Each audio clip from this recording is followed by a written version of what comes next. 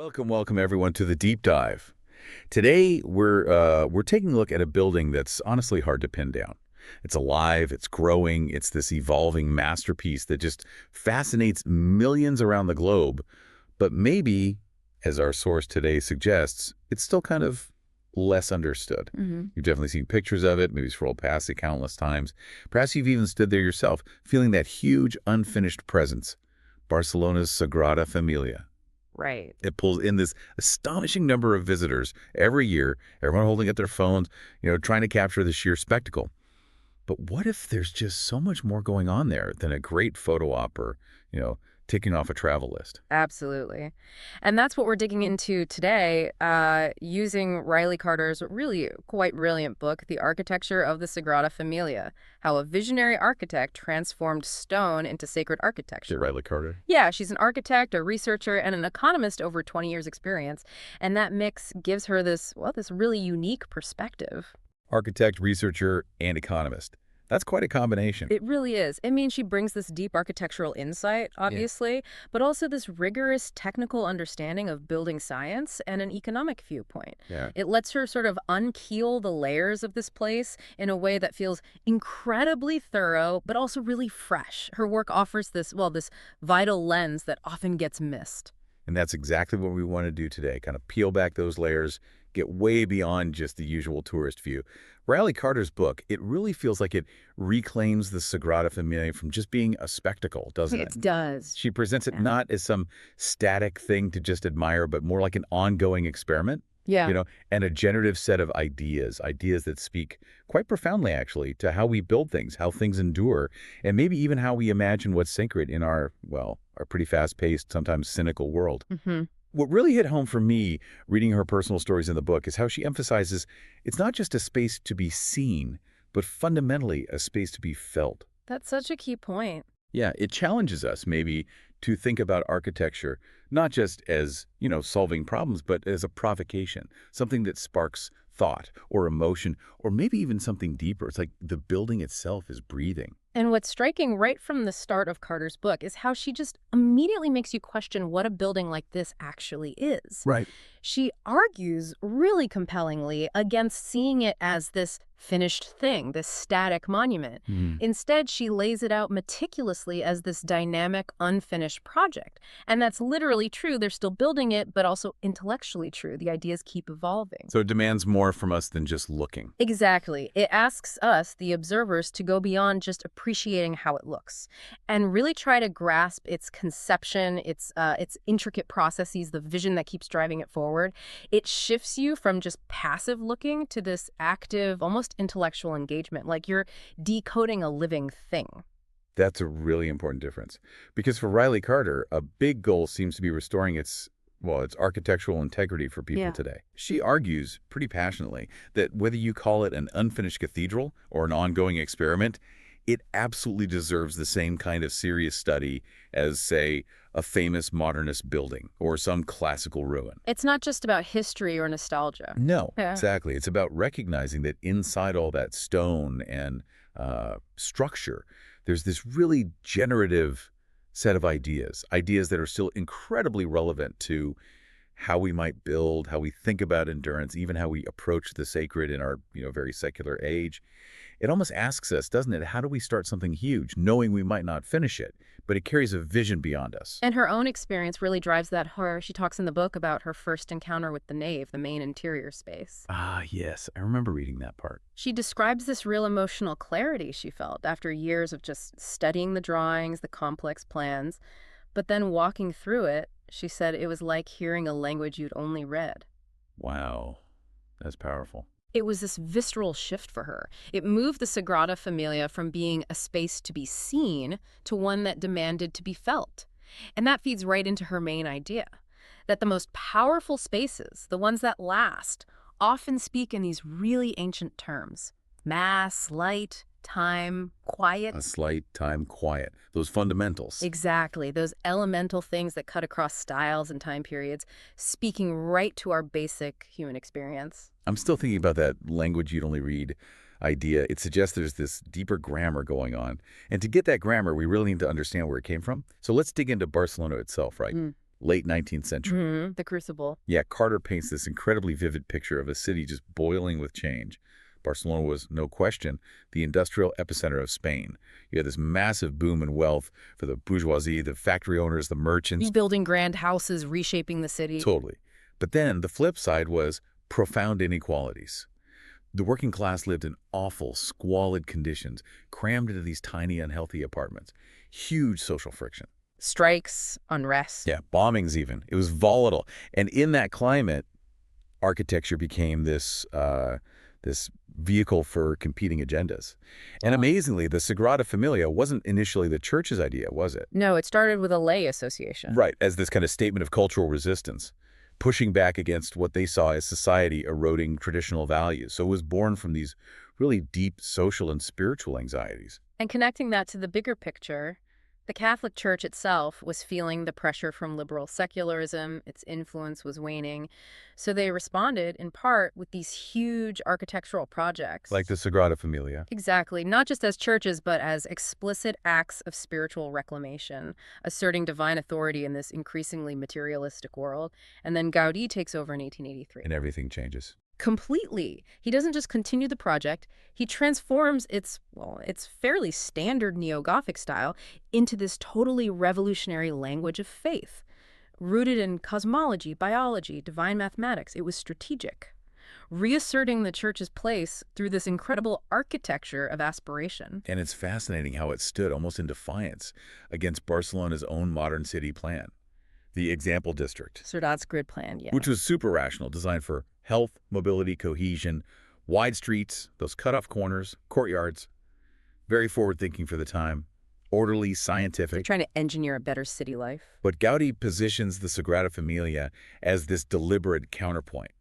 His organic shapes, the asymmetry, it was all about disrupting, reinterpreting, and transcending that rational grid. But paradoxically. Right. It also engages the grid. By pulling millions of people right into its heart, it becomes this spiritual anchor, this counter-narrative, smack in the middle of Ciudad's logical city. It's this tension, isn't it? Order versus organism. And that ties into cultural identity, too, because this was also the time of the Catalan Renaissance, the Renaissance. Reviving Catalan language culture. Exactly, after centuries of Castilian dominance. And modernism, Gaudí's movement, wasn't just about curvy lines. It was political, cultural. It fused new stuff like iron and glass with Catalonia's medieval past, its nature, its myths. So the Sagrada Familia became a symbol of that. Hugely. Carter argues it became this monument to cultural reawakening, a building that, as she puts it beautifully, prays in the language of its people and aspires to their future.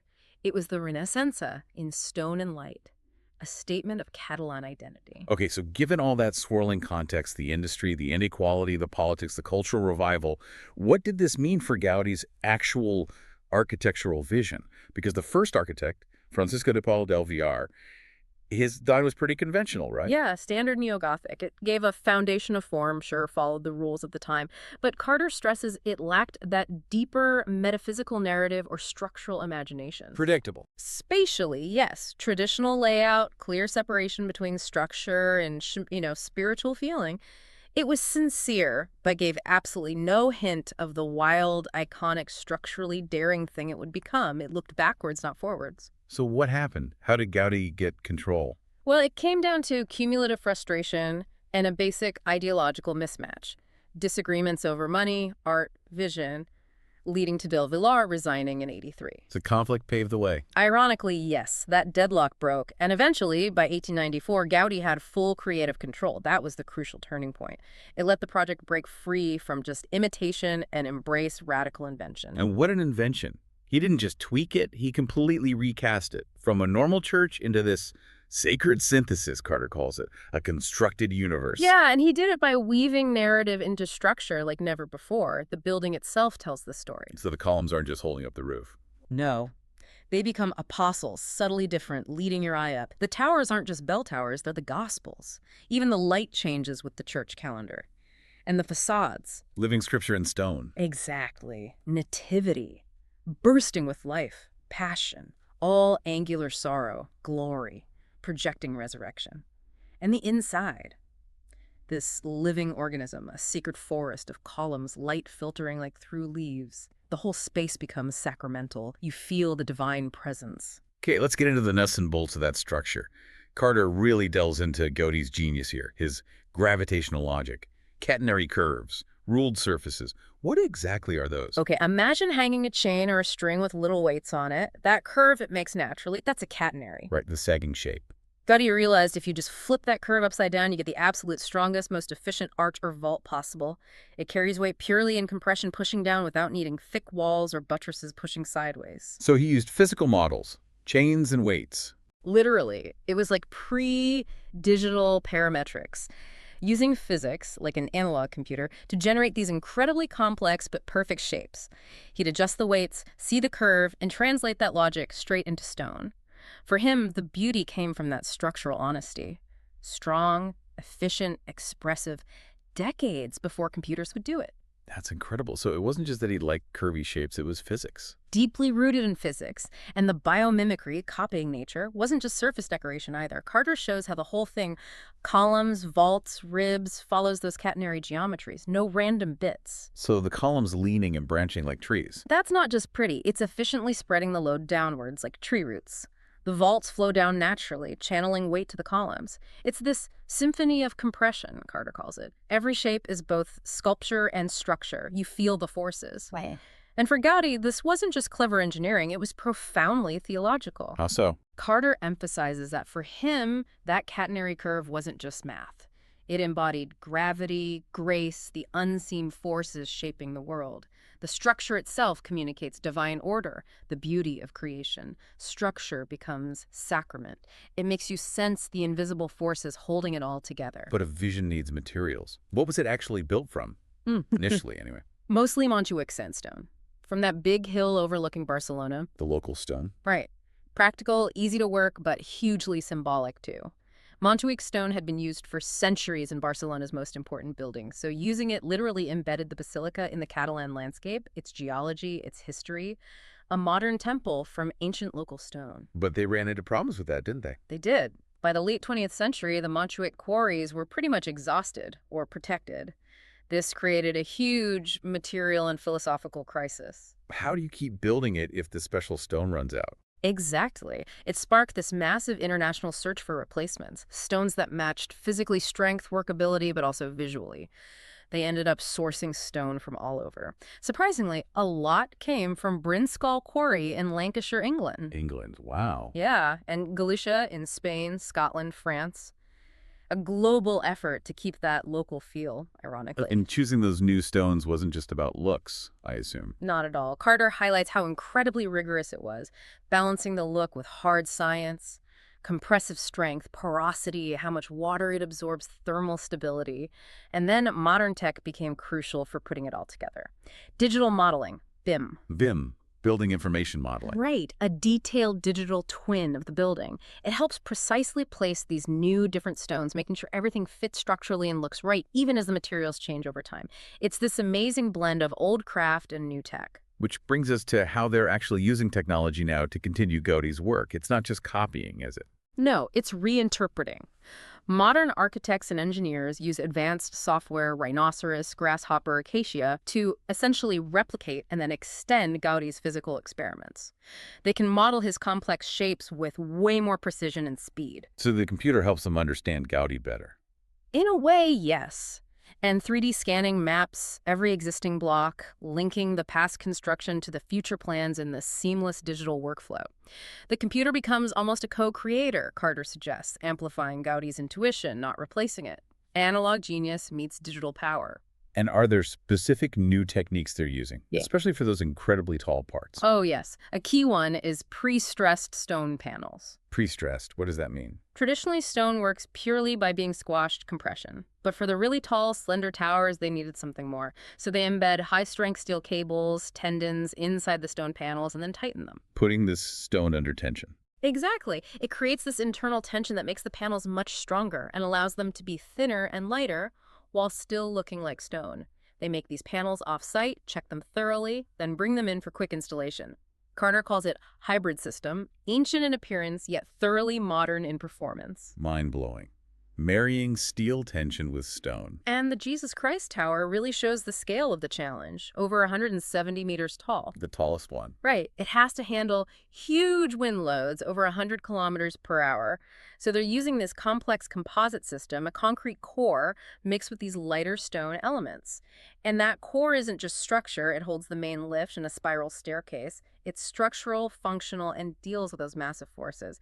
Just incredible engineering, realizing Gaudí's sky-high dream. But how do they know it all works? That Gaudí's ideas, amplified by tech, are actually sound. Well, that's where digital tools really prove their worth. They don't just design, they interrogate and reinforce the past. Things like finite element analysis. Computer simulations. Yeah, they simulate forces to prove Gaudí's intuition about those branching columns was spot on. It matches modern engineering theory perfectly. Then there's modal analysis to check how the towers might vibrate in wind so they can add damping systems. Ever. And sensor networks, linked to the BIM model, constantly monitor the building's health. It's like a real-time diagnostic tool and a conservation record all in one. Carter's point is clear. Only by embracing contemporary technology can we fully honor the past, using today's tools to finish yesterday's vision. Let's shift to the actual craft, the hands-on making. How has that changed? In Gaudí's time, the masons were really important, weren't they? Hugely important. Carter calls them interpretive collaborators. Gaudí trusted them immensely. He'd give them sketches or models, but expected them to refine the details directly in the stone. It was this distributed genius, a collective creation. And they used this technique, Yeah. stereotomy. Right. The art and science of cutting solids. Imagine cutting each stone block with incredible precision, unique angles, so they lock together perfectly to create complex shapes, spiral stairs that seem to float, twisting vaults all held together just by the geometry of the stone. No concrete, no steel inside, pure mathematical art in stone cutting, a secret language almost. That tradition took a hit, didn't it? A massive hit. First, Gaudí's death in 26, then the Spanish Civil War destroyed a lot of his workshop and models, and then 20th century industrialization. Modern architecture moved towards concrete and steel, speed, standardization. Stone became just cladding, decoration. That deep craft knowledge was really endangered. But it's made a comeback. Amazingly, yes. Carter describes this vibrant new workshop culture today. It embraces hybrid methods. Hybrid, meaning Blending high-tech like CNC milling, computer-controlled cutting, and 3D printing for models with essential irreplaceable hand finishing. It blurs the lines between designer and maker. Engineers, architects, artisans working side by side again. It's craft, but amplified by technology. And this allows for things like prefabrication, building big chunks offsite. Absolutely essential for the scale now. Components are made precisely in workshops, then brought in and installed efficiently. Carter uses the Tower of the Virgin Mary, finished in 2021, as a key example. The one with the big star. That's the one. That huge 5.5-ton glass and steel star wasn't built piece by piece up there. It was made off-site over months, then hoisted in a single lift hundreds of feet up. It showed the technical skill, but also how it fit Gaudí's symbolic vision, like a perfectly choreographed vertical ballet. And fitting all these different materials together, stone, steel, glass, must be tricky. They move differently, right? Huge challenge. Stone barely moves with temperature. Steel moves a lot more, so the connections have to be flexible, absorb that movement without causing stress, and keeping water out of the joints is critical. Lifting those multi-ton pieces requires incredible precision, millimetric tolerance, Carter says. Using sophisticated cranes, GPS, lasers, it really is a vertical ballet. And Carter even talks about the scaffolding, the temporary framework around it, not just as pipes and planks, but as a ritual frame, an architecture of becoming, a symbol of the building always being unfinished, always in progress. An architecture of becoming. I like that. Okay, let's go inside. The symbolism is overwhelming, isn't it? Carter calls it a liturgical cosmology. A map of Christian belief built into this structure. The 18 towers, 12 apostles, 4 evangelists, Mary and Christ at the top, 172.5 meters. It's a visual creed in the sky. And the Christ Tower is deliberately shorter than Montjuic Hill. Yes, a gesture of humility, Gaudí acknowledging nature's scale. And inside, the columns aren't just columns, they're trees, branching up, leading your eye toward the heavens. Height becomes pedagogical, teaching ascent. And the light. Its orientation to the sun is key, right? Absolutely crucial. Deliberate narrative design. The Nativity facade faces east morning light, hope, birth. Passion facade faces west sunset light, solemnity, sacrifice. And the Glory facade, the main entrance, is meant to be radiant, uplifting resurrection. The building tells different stories just through the quality of light at different times of day. And the stained glass carries that further. Chromatic theology. Yes, more than just pretty colors. It's theological syntax, colors match liturgical cycles, blues greens in the east, morning, hope, red sammers in the west, evening, sacrifice, and varying translucency, etching shapes. It creates this ever-changing kaleidoscope of sacred experience, never the same view twice, a living canvas painted by light. And Gaudí was thinking about the environment too, wasn't he? Passive design. Remarkably prescient. Carter explains how the high windows, the clerestories, and those round openings oculi aren't just for light, they act as solar chimneys. How does that work? Warm air naturally rises and escapes through those high openings. This pulls cooler air in from below the stack effect. It lets the building breathe naturally with minimal energy needed for ventilation. Plus, air flows through channels inside the hollow columns and walls. The building's bones help it breathe. Sustainable and elegant. So the building talks through structure, light, air, and the facades are like conversations in stone. The Nativity facade, Gaudí's own, Carter calls it a living Bible. It's an explosion of life. Over 50 species of plants, animals, all carved with meaning. Doves for peace, ivy for eternal life. He reinterpreted Gothic forms with botanical vitality. Sculpting nature was praising creation for him. But the Passion facade, that caused a stir, Suberac's work, decades later. Huge controversy. His style is so different. Angular, harsh, even alienating, Carter notes. Many felt it was a jarring rupture from Gaudí's organic feel. Cold, abstract. The Suberac's had a reason. A strong theological one. He argued Christ's suffering needed a new, starker language. Raw exposure to pain. He aimed for an architecture of anguish that Carter suggests actually deepens the theological arc of the whole building, a challenging counterpoint to the Nativity's joy. Bold, intentionally unsettling. And the Glory facade, still being built, the main entrance. Gaudí envisioned it as the most light-filled, a huge cosmological diagram showing the universe's order. But there's this massive gap in time and technology between his era and ours, so designing it now is this constant negotiation. A negotiation over what? Over who speaks for Gaudí today? What does faithful continuation even mean with completely different tools and contexts? It's an ongoing debate about legacy, interpretation, adaptation. Which brings us right into the 21st century. Yeah. How does this place even function today? Let's talk funding. It started differently, right? Completely. It was conceived as an expiatory church funded purely by popular piety, donations from ordinary people.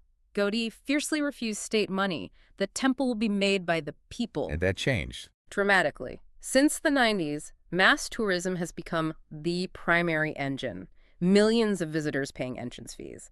That generates huge revenue. So tourism pays for the construction now. Largely, yes. Which has practical upsides. It funds the advanced labs, the cranes, the skilled workers needed. But it also creates this dual identity, these tensions. How so? Philosophical tensions. Yeah. Concerns about commodification. Does the sheer volume dilute the silence and stillness needed for prayer? Are visitors just consumers of marvels ticking a box instead of participants in a sacred space? It's a constant balancing act. And his relationship with the city itself is complex, too. That permit story is wild. Isn't it? Decades without a formal city permit, finally sorted in 2019. But there are still big urban issues. The Glory facade entrance plan Requires demolishing homes. several blocks of private housing. Understandably, there's sharp opposition from residents, and even disputes over subway tunnels nearby.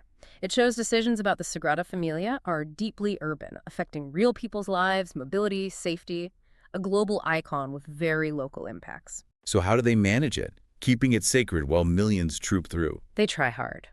Carter mentions strategies like timed ticketing, limiting group sizes, special access for locals, and crucially, spatial and temporal zoning. Meaning? Designating specific quiet zones for prayer and setting aside hours purely for religious services without general tourists, trying to nudge visitors to pause, observe, perhaps even participate, not just consume. Cultivating reverence amid the awe. Which brings us back to time. Carter argues the Sagrada Familia teaches us about designing with time. Gaudí knew he wouldn't finish it. Remarkable foresight. He made time not a delay, but a design medium.